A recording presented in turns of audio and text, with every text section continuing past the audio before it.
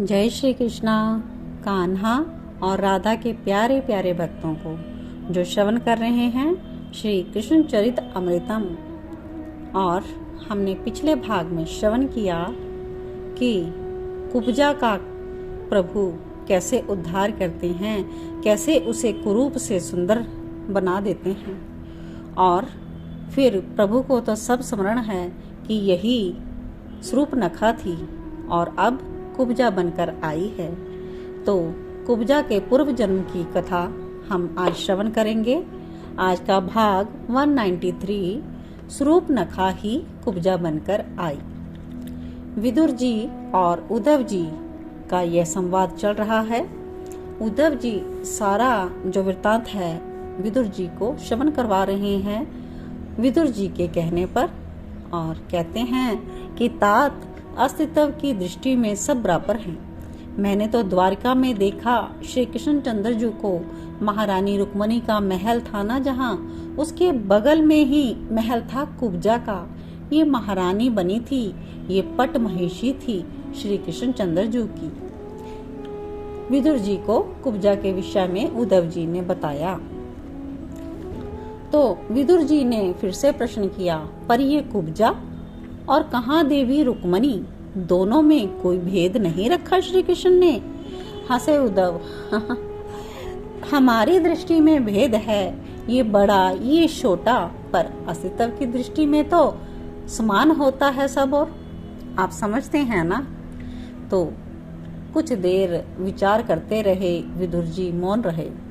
फिर कहते हैं, हाँ तुम ठीक कहते हो उद्धव, उनकी दृष्टि में क्या भेद, वो तो सबके हैं, सब उनके हैं। पर उद्धव, क्या यही कुब्जा शूर्पणखा थी, रामावतार की शूर्पणखा?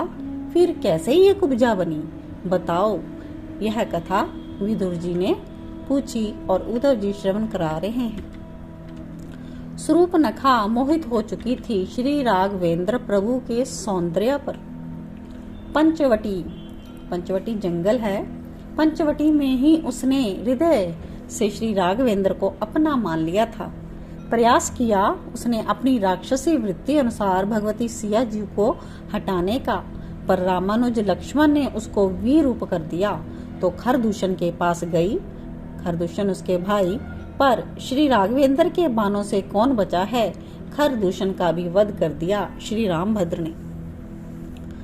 असुराधीश दशानन की यह तो भगनी तो थी, यानी कि उनकी बहन थी। अब ये वहीं गई, वहां पर चली गई जब लक्ष्मण जी ने इनको क्रूप कर दिया था, नाक काटकर तलवार से। सभा लगी हुई थी, समस्त लोकपाल वहां बैठे थे। शूर्पणखा जाकर चिल्लाई, हे दशानन, काहे का अहंकार है तुझे? तू कुछ नहीं है उनके सामने। जब शूर्पणखा को इस अवस्था में देखा तो सिंहासन से उठे वो दशानन नासिका कटी बहन को देखकर क्रोधित होकर बोला, किसकी हिम्मत हुई मेरी बहन को विरूप करने की? तो कहती है, हट, तू केवल बातें बनाना जानता है रावण, अगर हिम्मत है तो उन तपस्वी वीरों का सामना कर। रावण ने पूछा, कौन तपस्वी वीर?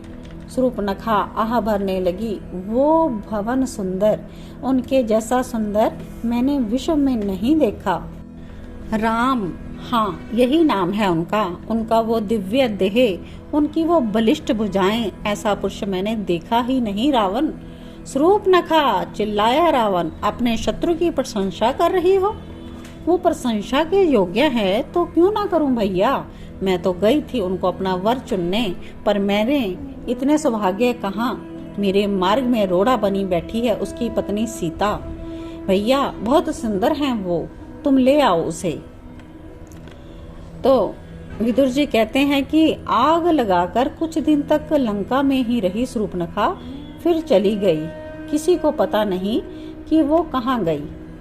राम रावण जैसा युद्ध न भूतो न भविष्यति, ऐसा युद्ध करवाकर वो चली गई थी।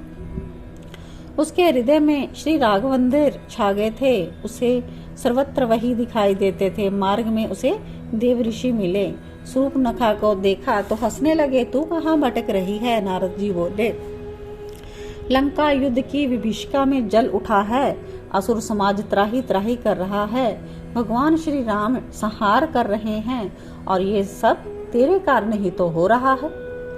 शूर्पणखा कुछ नहीं बोली, उसका रोम रोम राम राम कह रहा था। वो सच में राममय हो गई थी। राम को ही उसने अपना सर्वस्व मान लिया था। देव ऋषि सब समझ गए। शूर्पणखा को देखकर वो हंसे। अच्छा बता क्या चाहती है तू? जब उन्होंने पूछा तो शूर्पणखा ने कहा, श्री राम को अपना पति। यह कहने में भी उसे अपार आनंद की अनुभूति हो रही थी। फिर वो आह भरती हुई बोली, हे देव ऋषि, मुझे श्री राम भर्ता मिले, आप कृपा करो। पर यह संभव नहीं, देव ऋषि ने स्पष्ट कह दिया। क्यों संभव नहीं? मैं तप करूंगी, वर्षों तक तप करूंगी, युगों तक तप करूंगी, तब तो मिलेंगे ना। देव ऋषि हंसते हुए जाने लगे। कहते, हाँ हाँ, फिर तो उन्हें मिलना ही पड़ेगा। अच्छा, तो शूर्पणखा के रोम रोम में राम छा गए। मैं तप करूंगी, उसे तड़प लग गई राम को पाने की। समय बीतता गया, वो तप करती रही। पर एक दिन युग बदला।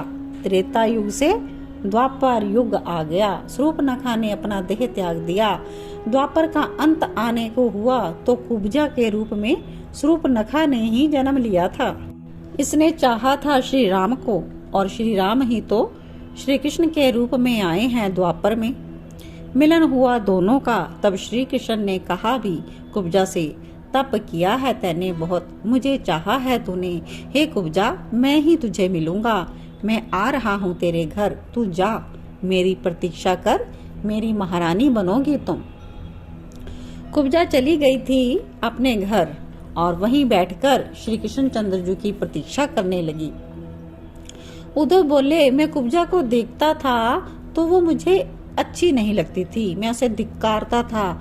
मैं गोपियों का प्रेम उसको बताना चाहता था। पर हंसे उद्धव, गोपी प्रेम कुब्जा में कैसे आ जाएगा? गोपी कहाँ सिद्धा, श्रुति रूपा, जीवन मुक्त और तो और नित्य लीला में श्री कृष्ण की सहचरी। और ये शूर्पणखा? यह कहकर हंसे उद्धव।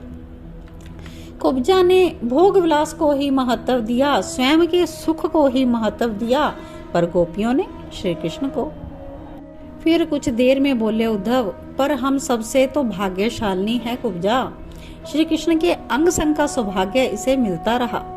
तात अब श्री कृष्ण राजमार्ग को छोड़कर रंगशाला की ओर बढ़ चले थे, जहाँ पर विशाल शिव धनुष रखा था। तो आज के लिए इतना ही। अब हम इससे अगले भाग में श्रवण करेंगे श्री कृष्ण चंद्र कैसे शिव धनुष भंग करते हैं, जो कि रखा है कंस ने बहाने से, ताकि श्री कृष्ण बलराम मथुरा में आए और कृष्ण अपने काल यानी कि कृष्ण और बलराम का वध कर सकें। लेकिन आगे क्या होता है तो इसका हम श्रवण करेंगे अगले एपिसोड में। आप सभी बने रहिए हमारे साथ कृष्ण डिवोशन चैनल पर और कृष्ण चरित अमृत के पिपासु बने रहें। जय श्री कृष्णा, जय श्री राधे।